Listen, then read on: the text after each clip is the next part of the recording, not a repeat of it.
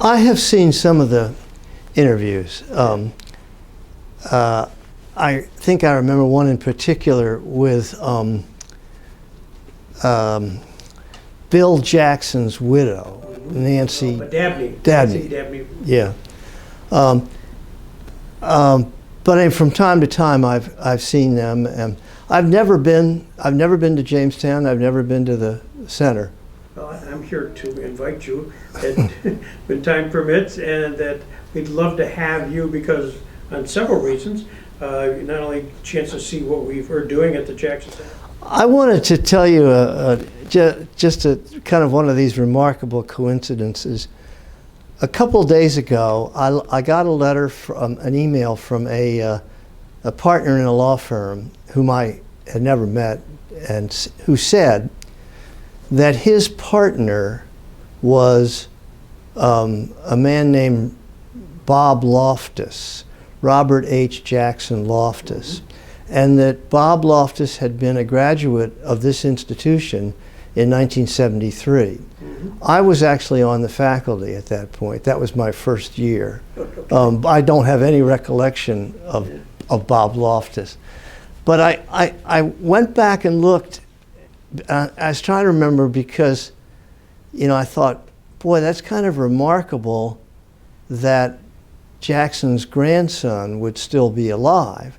But what happened was that Mary Margaret married Thomas Loftus in 1943. I think she had met him in New York. He was a psychologist, and she was doing some social work. And anyway, they got married in 1943, and then he was sent out to the West Coast with the military. He wasn't in combat, but he was sent to a station on the West Coast. And beginning in 1945, they had 2 children, and Bob Loftus was the second of those. So I hadn't remembered much of that, but I just think, and I wonder, I told the person who wrote me, whose name I don't now recall, that if Bob Loftus wanted to get in touch with me, I'd be delighted to hear from him. So I'm sure he would. He, together with his brother Tom and his sister Julia, from this would be Mary's second, Craig Hill. Yeah. So Julia, all are aware of this today, and so they're most interested in the fact of coming down here, the fact that having a chance to interview you and perhaps Greg, me. My first interview was with Eugene Gerhardt in 2000, and here I am 25 years later with the second biographer, Ted White. So I'm honored on all fronts. I know you did the book, which was sort of the overview of justices, but did you ever think in 1976 when you did that, that here you would be in 2025 concluding a book on Jackson? Well, I really didn't, but I had really been intrigued with Jackson when I wrote on him. And I say in the preface to this book that a lot of the profiles in the American judicial tradition are multiple judges. I'll take up 2 or 3 judges together. But Jackson, I did a single chapter on him. And the reason I did, I say in the preface that there are a couple reasons. That other than Gerhardt's biography, there really hadn't been a lot of written on Jackson. And I thought maybe I could make a contribution by sort of analyzing and summarizing his opinions. And then the second reason was that I just thought he was an interesting figure.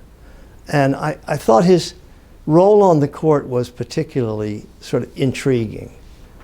So I kind of filed away the idea that maybe at some point I'd come back and do something with him. And one book led to another book, and I got delayed, but eventually I just decided to do it. Well, most important, I'm a baseball fan, and I was delighted to read of your scholarship on the 50 years of baseball, 1903 through 1953. I mean, that's important stuff. I mean, it's not Jackson related, but it was one of my great holy grails is to find Jackson and baseball, because those are my two passions. And I only found one picture of him throwing a softball. Yeah, that's in the book. Yeah, You did it. I've pitched in some softball games myself, so I thought that was fun. As to my baseball book, yeah, I just wrote that as a kind of break from some long academic books. I enjoyed doing that a lot. There may be a segue in all this, I'm not sure, but a little bit just probably your life arc. Where are you from originally? Well, I grew up in the New York area. My parents moved, after the Second World War, they moved to Long Island, and I grew up in Long Island and went to public schools there. And then in 1955, I went away to boarding school. I went to Andover. And then I spent the next 20-odd years in Massachusetts, in New England, going to college there. I went to Amherst, and then I went to graduate school at Yale and law school at Harvard. So I was there basically nonstop in New England from 1955 to 1970. Then I'd gotten married by then, and our first child was about a year, and so my wife and I clerked the year after 2 years after I graduated from law school, clerked for Warren. And Susan, my wife, was practicing law, not practicing law, she's practicing law now, but she was working at the Library of Congress. And I decided I wanted to go on the law school teaching market. So we went around and interviewed a lot of places, and it just turned out that Susan wanted to go to law school at the same time that I started teaching, and the calendars for admissions and appointments of faculty were not synced. The admissions calendar for students was basically in the spring semester, and a lot of the faculty decisions were made in the fall. And so I interviewed Virginia in the fall, and we took the position everywhere I interviewed that I wanted the institution, if they had some interest in me, to signal whether they were prepared to admit Susan basically in early decision. Mm-hmm. And a lot of places said they weren't. They didn't say that she wasn't qualified, they just said that would be a singular deviation from their ordinary process. That put us sort of in an awkward position, because if I accept an offer and then she isn't admitted, then what is she going to do with herself? The law schools didn't seem particularly concerned about that. But Monrad Paulson was the dean at Virginia, and he was married to a doctor. Mm-hmm. So they had two careers. That was very unusual for their generation. So I broached this to Monrad when I visited. I had gone through my interview, and apparently I'd done all right. And I broached this to Monrad about Susan, and Monrad said, "She's in." So we assumed then that Susan had been admitted, and I eventually accepted a position here, and then in the spring semester, when we were still in Washington and getting ready to move to Charlottesville, I got a communication from Albert Turnbull, who was the dean of admissions here, and he said, "Ted, am I to understand that Susan has a place in the first year class?" That's terrific. That's terrific. Well, you blew by one little piece of your autobiography here, and that, of course, working with Chief Justice Warren. Well, talk about the process. Did somebody recommend you? Did somebody, Harvard professor, recommend you to Chief Justice Warren? How did that work? I had taken a fellowship year at the American Bar Foundation and Chicago Law School. We were living in Hyde Park in Chicago, and I had pretty much run out of options, avoiding going into law practice, and so I decided to take one more shot and apply to all the justices on the court. Mm-hmm. At that time. Now, Warren was actually in his first year in retirement. And retired justices can appoint their own law clerks. I think they just get one. And it was very common, it still is, when a retired justice hires a clerk, that they will loan the clerk out to the sitting justices for part of the time, because a lot of retired justices aren't really very active. Warren did not want to do that. Warren was convinced that the Burger Court was poised to reconsider a lot of Warren Court decisions and move rightward, and he was very hostile to that prospect. He did not want his law clerk anywhere near that. His project after retiring was to write his memoirs, and he had completed some draft of his memoirs. I got hired for three reasons.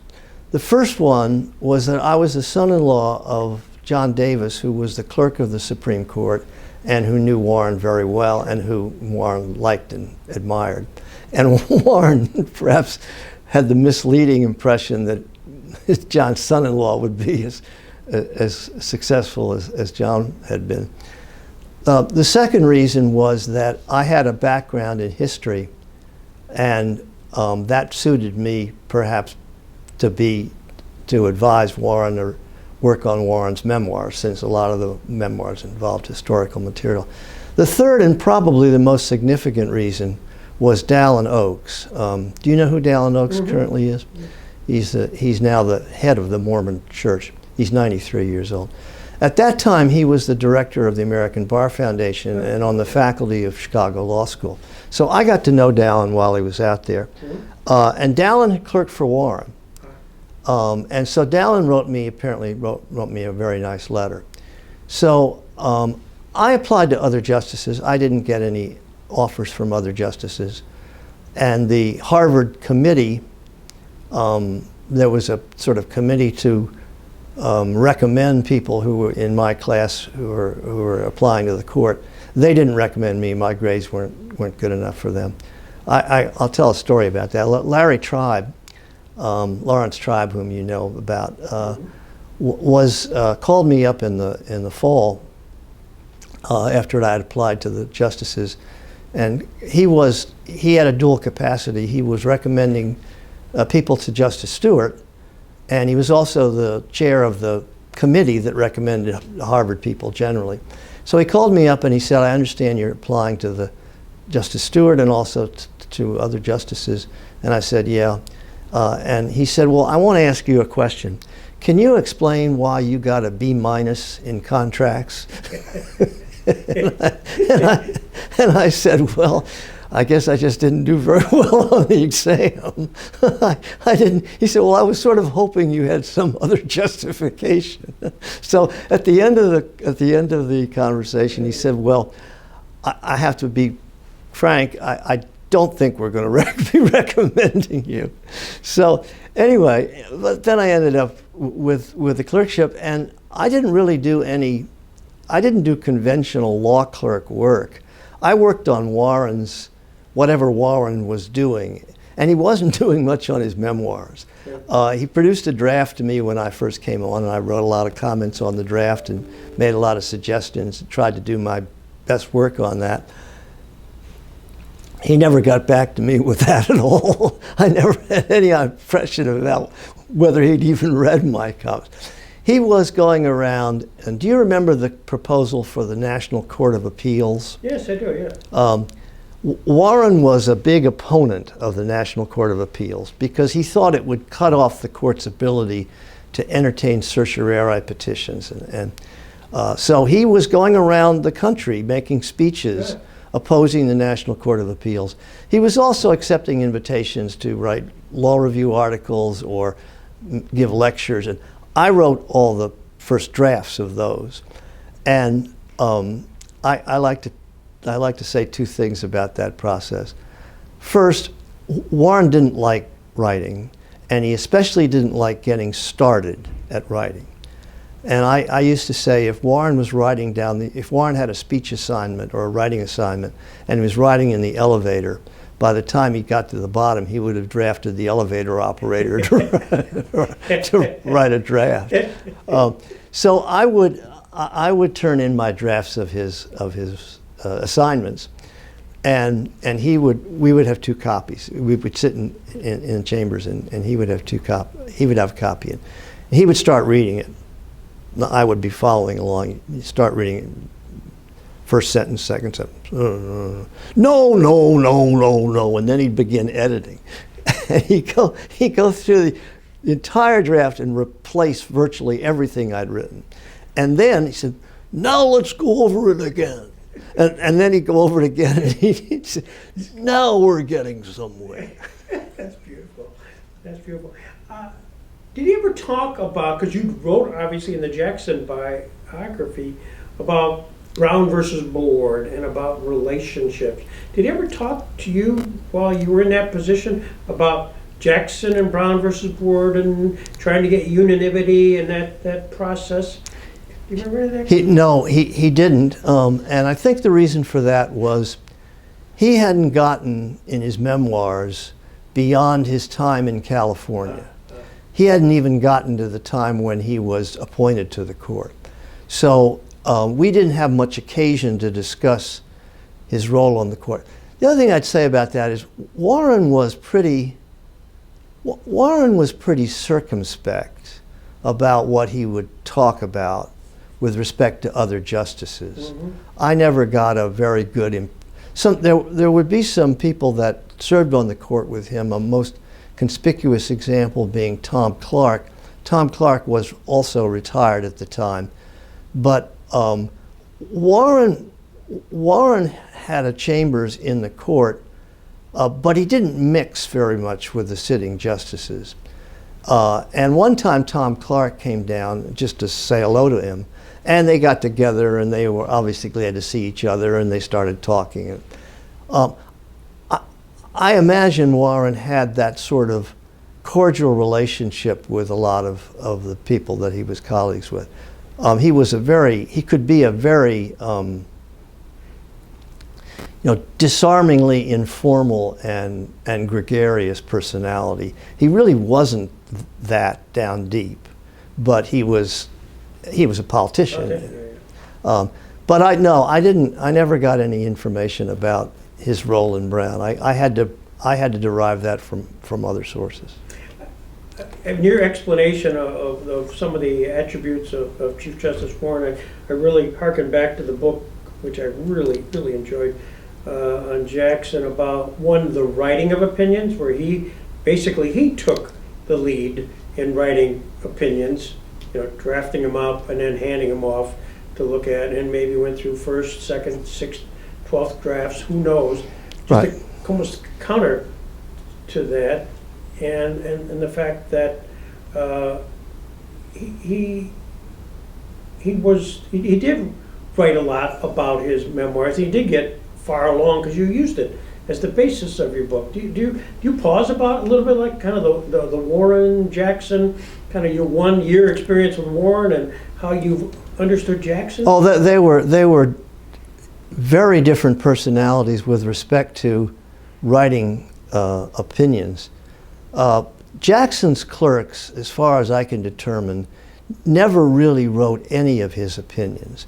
They reacted to them. He would show them drafts, or he would make arguments in advance of writing that about signaling how he thought about a case. But he wrote all of his stuff himself, and he would write it, and then maybe the clerks would comment on it, but I think just he would produce a draft, and then he would decide that he wanted to rework it. And he would do it over. He obviously loved that. I mean, he was a workaholic. He worked long hours, but he was something of a perfectionist. But I think writing was a kind of essential medium for him, a way of communicating his thoughts. Mm-hmm. In Brown versus Board, for example, he wrote all these successive memoranda. They were written to himself. Yeah. You know, he's trying to work his way through Brown versus Board. And how does he do that? He does it by putting his thoughts on paper. It's just the opposite of Warren.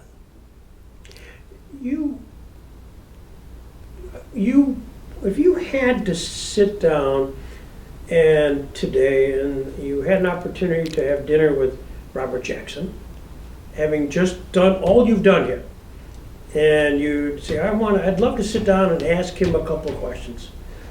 Kind of what would the questions be? I certainly wouldn't ask him this question. The question would have been on my mind. I would have asked him if he could say more about his relationship with Elsie Douglas. Mm-hmm. I have the impression, it's not a deep impression, because for all the richness of the Jackson papers, there's not a lot of material about Irene Jackson. There are a few letters from her, mainly directed at others when she's traveling in Europe when they're in the early years of their marriage. The correspondence between Irene and Robert Jackson when they were very young, when they were courting, as far as I can tell, that hasn't survived. And there's some snippets of information. John Barrett has done some work on this, and there's some snippets of information about Irene, but I don't have a very strong sense of her. But I have a pretty good sense that their marriage was really quite happy. Jackson they were very much in love when they first got married. Jackson was a very dedicated father, and they were homebodies in a way. They weren't really in Jamestown. They weren't really social butterflies. They pretty much did outdoor pursuits and hung around with their kids. But anyway, that would have been a question in my mind which I would have suppressed. I would have asked him about, and I would have felt informed about this because I'd read his accounts. I would have asked him what it was that really contributed to his disenchantment with the court in his early years, when he first encountered Black, when he recognized that Black and Douglas resented his being thought of as a candidate for the Chief Justiceship, when Black attempted to lobby him to support positions that Black was trying to do, that Black seemed to be really quite overtly political. Jackson really didn't like that. He really chafed at that. He valued his independence. He didn't like people pressuring him. If people pressured him, he was inclined to go the other way. Mm-hmm. And I'd like to ask him more about that. Anything else that really contributed to his feeling. By the time he decides to go to Nuremberg, he's really unhappy on the court. And when you think about that, it's kind of puzzling, because he was so well suited to be a justice. I mean, he's a gifted writer. He's very bright. He's a considerable legal analyst. But he's just determined to go his own way. And I just don't think he ended up being very happy with a collegial decision-making body.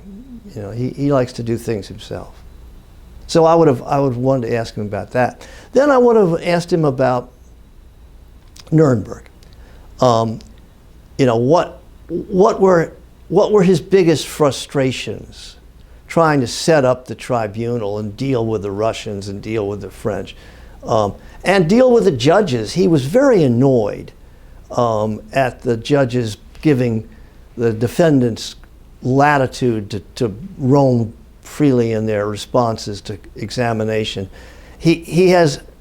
Jackson has a quite negative view of Francis Biddle, the American judge. He doesn't really think Biddle's a good candidate for the position in the first place. Roosevelt Truman feels that he's got to appoint Biddle because he sort of peremptorily replaced Biddle as Attorney General, and Jackson isn't very keen about that.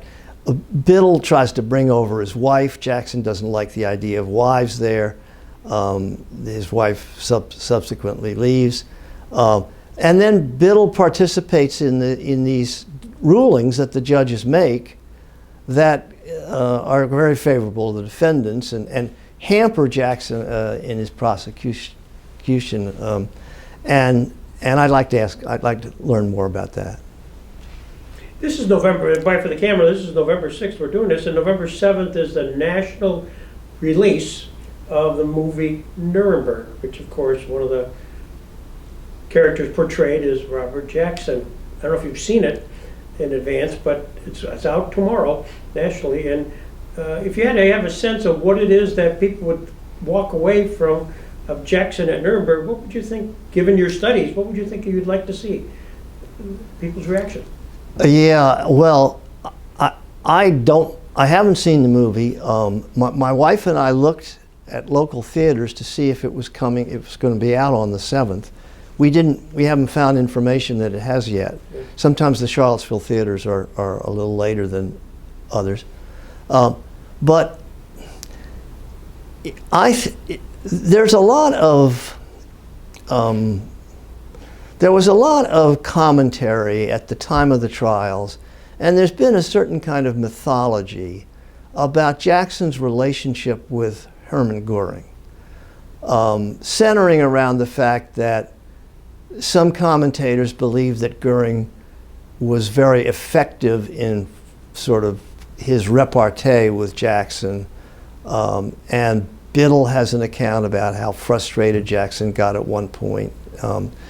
And I think the matter is much more complicated than that, and indeed, I mean, one has to remember that for all Göring's speeches and antics, he was he was condemned to death, and indeed put in the position where he was going to face death from a firing squad, and so he smuggles in and swallows a cyanide pill. I think that Jackson was a far more effective prosecutor than perhaps the conventional understanding might be. I have a feeling that this movie is going to center on Göring and make Göring kind of the leading light in the movie. I don't know. I don't say it will be a positive portrait of Göring, but I think Göring will occupy center stage. And one has to remember that if anybody had center stage in Nuremberg, it was Jackson. Mm-hmm. Jackson was the architect of the trials. Jackson was the leading American prosecutor. Jackson's staff was responsible for amassing all the very damaging documentary information about what the Nazis had done. But I don't think that's the way the movie's going to come out. I don't think that I don't think the text of the movie will be Robert Jackson, the hero of Nuremberg. That's not the drama. Yeah. The drama of it all. Are you surprised that when you did your 1976 sort of anthology of justices, and then again here we are 2025, that of the paucity of actual scholarship on Jackson, was that a function of lack of scholarship access to the possible scholarship, or was it just hard to pigeonhole him? I think it's a combination of a few things. The Gerhardt biography comes out pretty early, shortly after, 4 years after Jackson's death. It is, I mean, I'm a little bit critical of it in my book for being, in my judgment, sort of overly favorable to Jackson. Jackson, I think it's really interesting. Most active justices of the Supreme Court, if they were contacted by somebody that they'd never met, and the person says, I'm a lawyer in Binghamton, New York, and I'm an admirer of yours. I'd like to do a biography. Yeah. Most justices would put the person off. Instead, Jackson turns over a whole bunch of his papers to Gerhardt, which I thought was just really interesting. So Gerhardt that's a very informed biography. But what it is a lot of times is Gerhardt is kind of writing up Jackson's own accounts of events in Jackson's life. Jackson is a pretty candid memoirist. I mean, he can be hard on himself, but he's also a little bit of an advocate for his point of view. Gerhardt doesn't really filter that. So anyway, and I tell the story in the book about how Felix Frankfurter, after Jackson died, Frankfurter and Jackson were quite close on the court, and after Jackson died, Frankfurter appointed himself the custodian of Jackson's memory. And he found out about Gerhardt's book, and he thought, he's not the right person to do this. I know this isn't going to be any good. So he writes to Bill Jackson. You probably know this story. He writes to Bill Jackson and says, I hope you won't publish this. This isn't going to be any good. Bill Jackson says, of course we're going to publish it.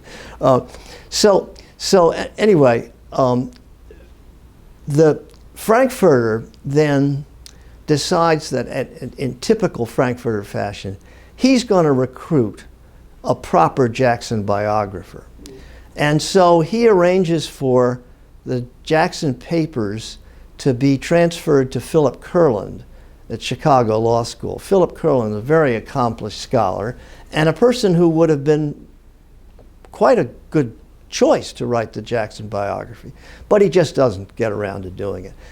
That means the papers are out of circulation for a fairly extended period of time. When a justice's papers are out of circulation, people can still write articles about his opinions, but it's much harder to write about his whole life and career. So that's a deterrent. And then finally, Bill and Mary decide that they're going to give the papers to the Library of Congress. But that doesn't happen until the 1990s.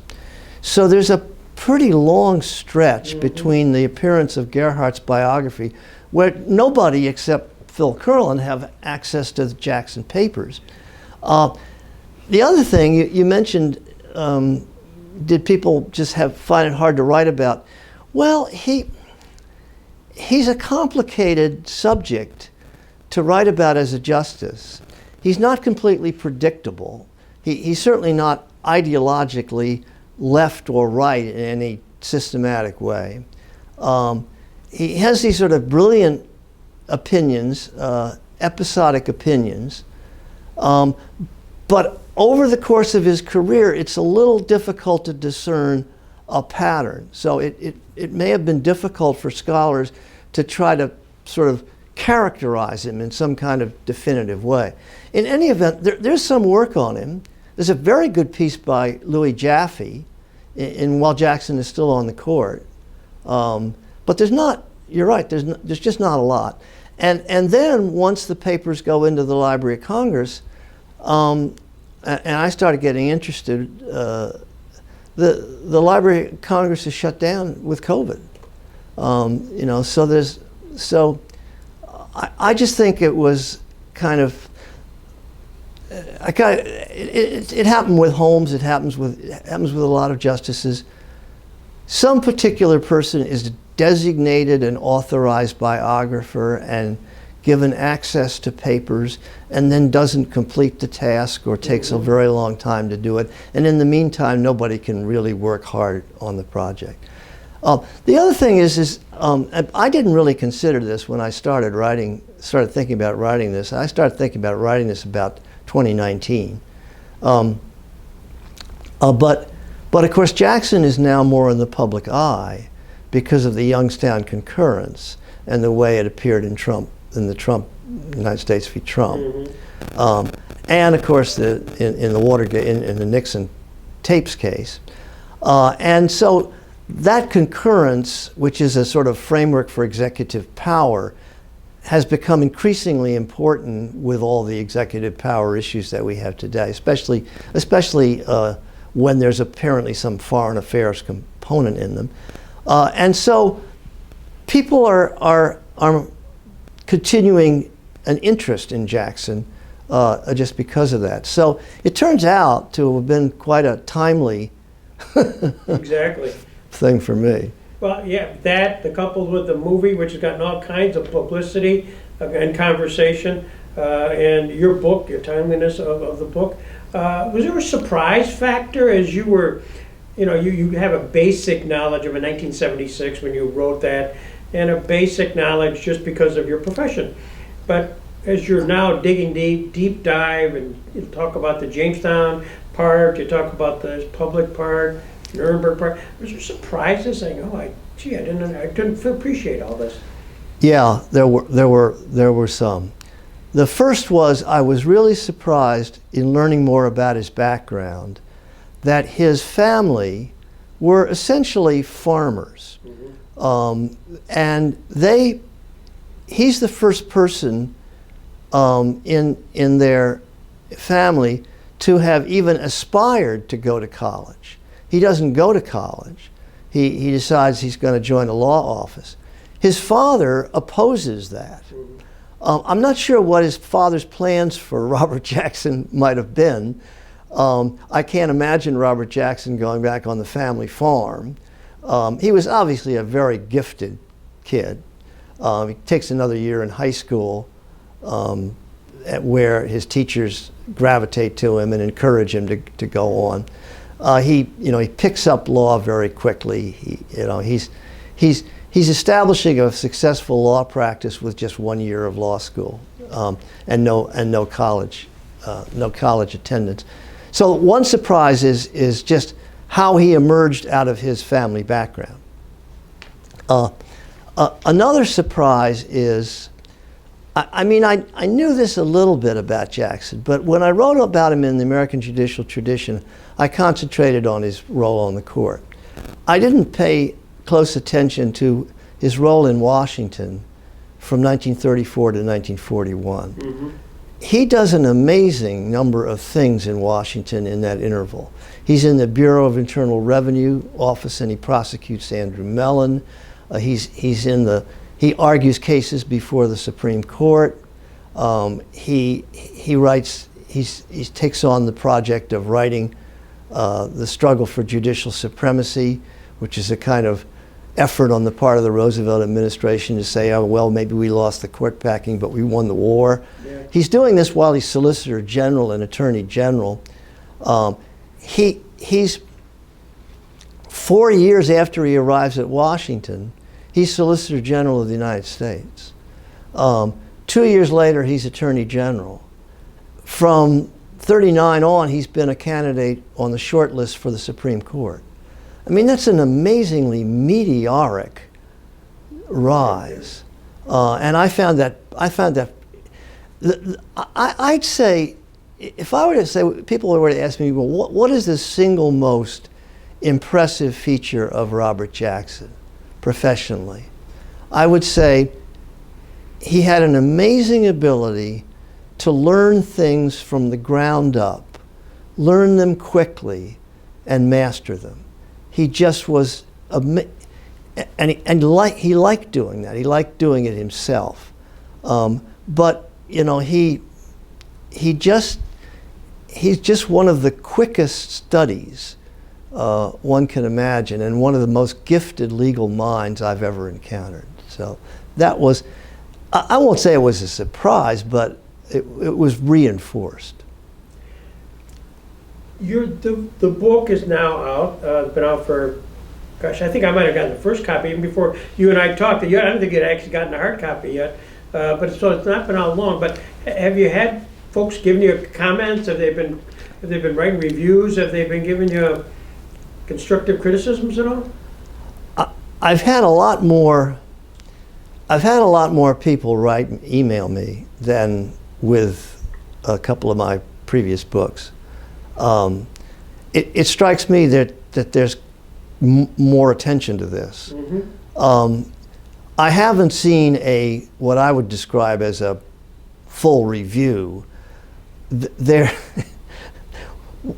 you probably know this, but I've been writing books for a long time, and the review culture of books has dramatically changed. Now most of the reviews are on websites like Amazon and Barnes and Noble, and they're reviews by anybody who just wants to comment on the book. I mean, it used to be when you had a reviewer in a newspaper or magazine, the reviewer would be commissioned, and the reviewer would apparently have some qualifications for reviewing the book. Well, now anybody can review it. And what's more, the newspapers have dropped their independent book review sections. Mm-hmm. The only one remaining, I think, is the New York Times that has an independent. The Washington Post and the Sunday edition has Book World, but they folded their book reviews into their sort of other pages of the paper. The Wall Street Journal regularly reviews a book a day. The Post sometimes reviews books. But I mean, that's such a change from when I wrote my book, say, on Warren, and the New York Times reviewed it, and the Post reviewed it, and the Journal reviewed it, and one would kind of expect that. I'm not really expecting that with the Jackson book. I hope it happens, but I'm not necessarily expecting it. I suspect at some point you'll learn something that once now the book is out, it's the certainly the most recent and comprehensive biography of Jackson, that there might be something that over time you say, oh gosh, I wish I would have included that, or wish I had enhanced it a little bit more, kind of an afterthought. Do authors get to the point? I mean, you've done 20 of these where not that necessarily errors, but just sort of afterthoughts. Oh yes, yes, it's very common. You learn something about a person you've written on that you wish you had been able to integrate in the book. You find out that your analysis of something is largely mistaken. I tend not to. One thing I don't do, and I haven't done this for years, is if I get a critical review of my book, I don't respond to it. And the reason I don't is I think that when I have read these exchanges between reviewers and authors, where the authors are responding to a critical review, my impression is it tends to get bogged down in personal sniping, and I just don't want to engage in that. Sure. But I hope this doesn't happen, but I guess I should expect it will, that there be something in the Jackson book that I've gotten wrong, or something I wish I'd included. And it's all authors, I guess, walk into that. Once you publish something and it's done, it's hard. Look, there it is. There's the book. There's the cover. The process. As you look back on, Jackson, and I go back to the Jackson Center, we really have three components. The life of Robert Jackson, you've covered all that in great detail, the Jamestown, being a farm boy, etc., pulling himself up by the bootstraps, great story. The public life, which is everything up to and but surrounding Nuremberg. And then, of course, there's that international criminal law piece. And do you find that Jackson favored one over the other as he was reflecting in his memoirs about, aspects which appealed to him more than others, the Nuremberg, the court life? Yeah, I think the memoirs, first of all, let me talk a little bit about the documents themselves. There are two principal autobiographical documents, extensive autobiographical documents in the Jackson papers. One is an autobiography that he completed in 1944. He just began writing accounts, largely an early account of his early life and his career, and it doesn't talk about the court. And then there is his oral history memoir, which composed of conversations that he had with Harlan Phillips, the Columbia Oral History Project director in 1952 and 1953. And the way that worked was that Jackson would meet with Phillips, and Phillips would have a number of questions that he would put to Jackson, and Jackson would respond. It was a little bit like this conversation. By the way, I'm curious, did Phillips send the questions in advance? No, we're just sort of extemporaneous. Yeah, but then there'd be a transcript, and Phillips would then send the transcript to Jackson, and Jackson would have the opportunity to edit it. Mm-hmm. And that's the way the process worked for 2 years. And by the time Jackson had completed his last editing of the oral history memoir, it was close to his death. So anyway, if you look at those two documents, they don't discuss the court very much. They discuss Nuremberg a lot. There is one section on the court, and that is largely an account of his relations with Black. Mm-hmm. He tells the story of how he first encountered Black and how they got into a feud with whether Black should have recused himself in a case. How Jackson ended up sending a telegram from Nuremberg responding to a sort of newspaper account about what happened.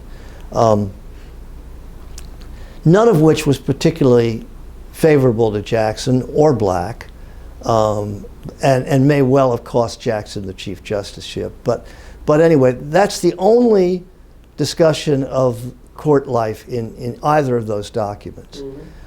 Whereas the discussion of Nuremberg is very full, and at the end of the last account, Jackson says, "I regard Nuremberg as the highest experience in my life." And I take that at face value, mm-hmm. that I think he felt more fulfilled by what he had done at Nuremberg and what he felt he had accomplished than he did on the court. I think he was curiously sort of unsatisfied on the court. And that's one of the themes of the book, you know, why that was and why I find that interesting, because very few people go on the court as well suited to assume that position, the position of Associate Justice as Jackson. And yet, he wasn't particularly happy, and arguably he wasn't particularly influential among his colleagues. Do you find that the Nuremberg experience impacted his jurisprudence post-Nuremberg? I mean, he came back as he saw the excesses of power, the excesses of executive power, and now he had to deal with Terminello and other things like that. Was that him? Do you think? Could you follow that? Yes. Just to take one example, First Amendment cases. He's the author of Barnett, the second flag salute case, and he writes a very influential, strong, and arguably brilliant opinion in that case, where he turns a free exercise claim by the Children of Jehovah's Witnesses declining to participate in compulsory flag salutes into a sort of general question about the right to speak out against majoritarian views in a democracy. In other words, he turns it from a free exercise case, just a free exercise case, into a free speech case as well. It's a very influential opinion. Mm-hmm. And it marks him, at that point, 1943, as something of a civil libertarian on free speech issues. Then he comes back and there's Terminiello. And Terminiello is a case where a majority of the court says that a municipality can't overly infringe upon the speech rights of dissidents like Father Terminiello. And Jackson writes an opinion, and he says, the majority is not really telling you what went on in this case.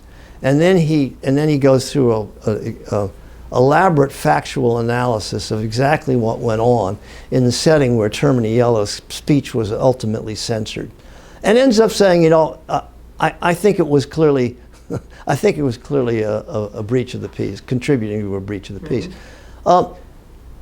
Now, in that opinion, there was a quotation from Mein Kampf, and I think Jackson came out of Nuremberg chastened about the relationship between expression and the powers of the state. Mm-hmm. I think he saw how, both with respect to the Nazis and with respect to the Soviets, speech became equated with ideology, and people who were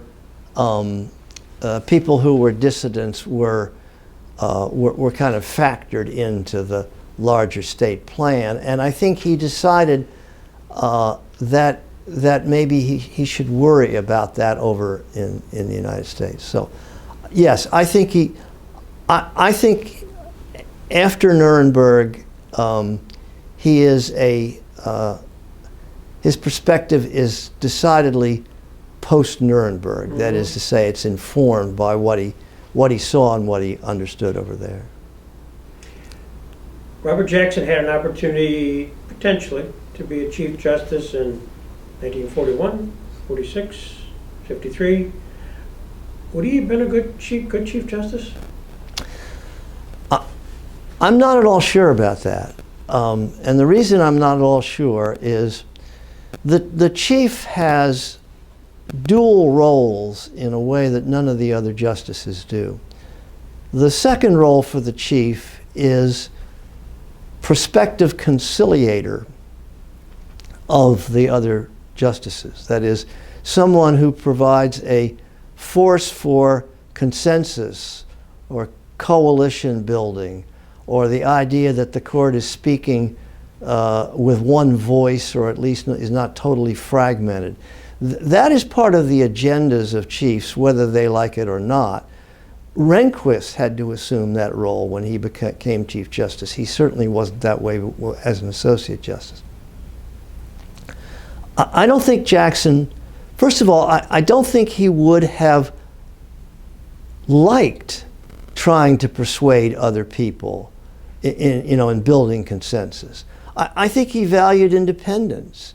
I don't think he would have. I don't think he would have encouraged others to go along just to go along, because he didn't believe that himself. He's also, he's a gregarious, witty, funny, lively, but also caustic, thin-skinned, capable of elevating issues into matters of principle, and suggesting that those who disagree with him are that this is a matter of principle at stake. I don't know that any of those latter qualities would have been helpful as a chief. So, he's one of these people, and I think Earl Warren was ideally suited to be Chief Justice, mm-hmm. not Associate Justice. Warren's not an intellectual. He's not like Jackson in that respect, but he's wonderfully persuasive with colleagues, and just a very commanding presence, and so a good thing for him and his role in posterity that he was Chief Justice. I think Jackson was best suited to be an Associate Justice, not a Chief. I don't think he would. I can't say with any kind of confidence that he would have been a highly successful Chief. If you had to put a tag on Robert Jackson, some justices are liberal, some are deemed conservative, but I know you've used the term constitutional pragmatist. What's that mean? Well, what that means is, you have to remember Jackson practiced law for 24 years. And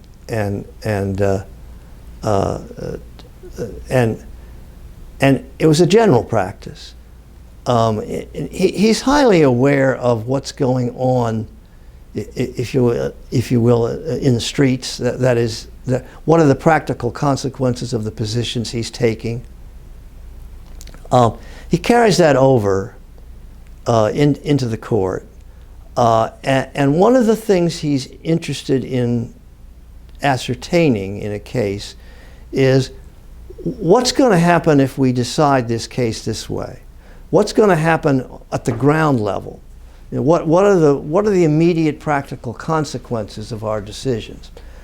And what he sees in Black and Douglas is they're increasingly absolutists in their reading of constitutional provisions. They seem to be more interested in their overarching theory of interpretation than the actual effects of what they're doing. Jackson doesn't operate in that fashion at all, and I call him a pragmatist because I think his interpretations of constitutional provisions have an element of what are going to be the immediate consequences of this particular interpretation.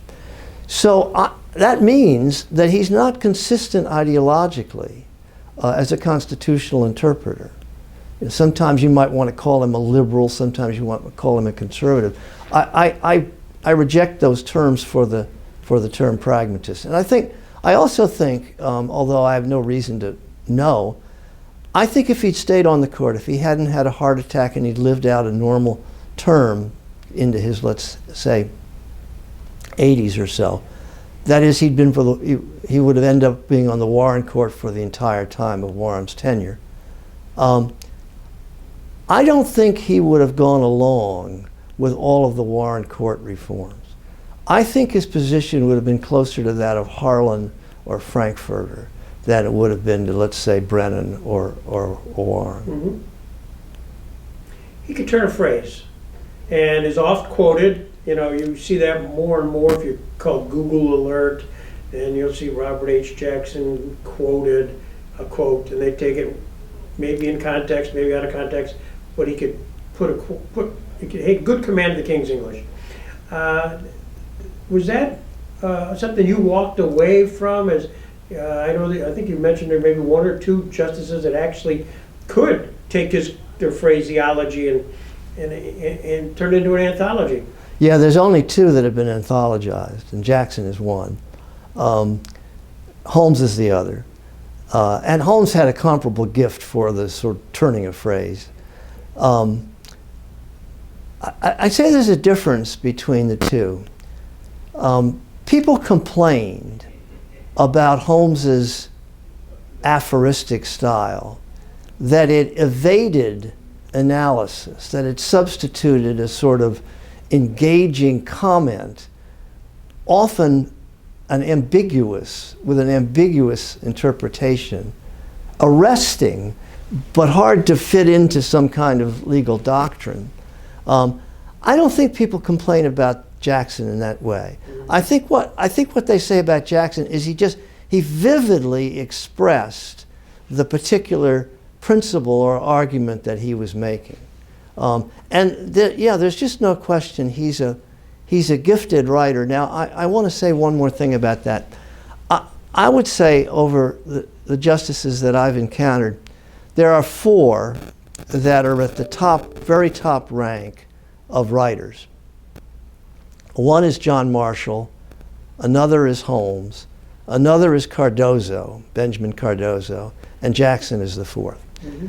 For the first three, they had an ability to hammer out what we would call a first draft that almost didn't need any refining or polishing. I mean, they could just get it down beautifully the first time through.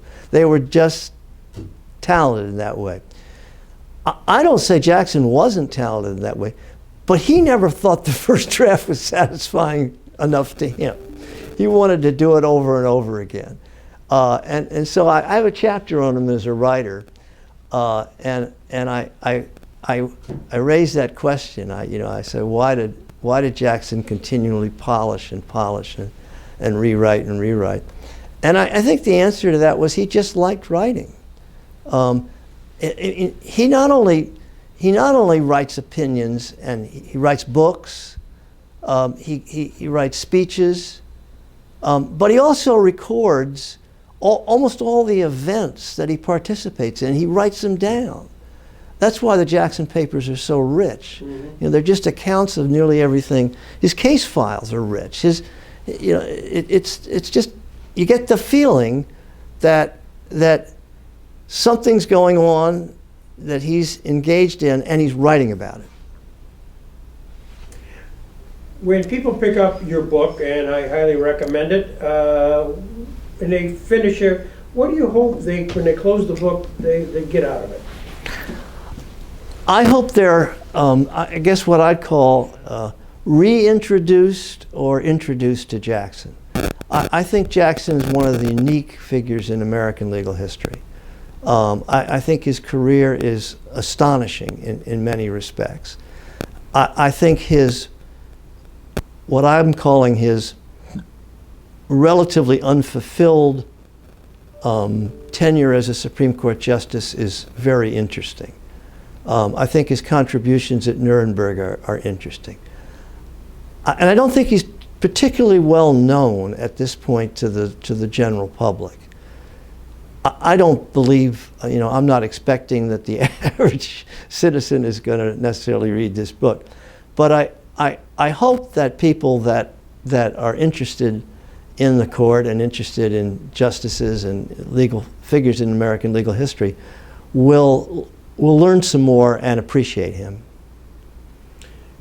You were a good sport in accepting my phone call about 6 weeks ago when I expressed an interest in doing what we're doing right now, and you invited me down. And in anticipation of that, is there a question that you thought I would be asking today that I haven't?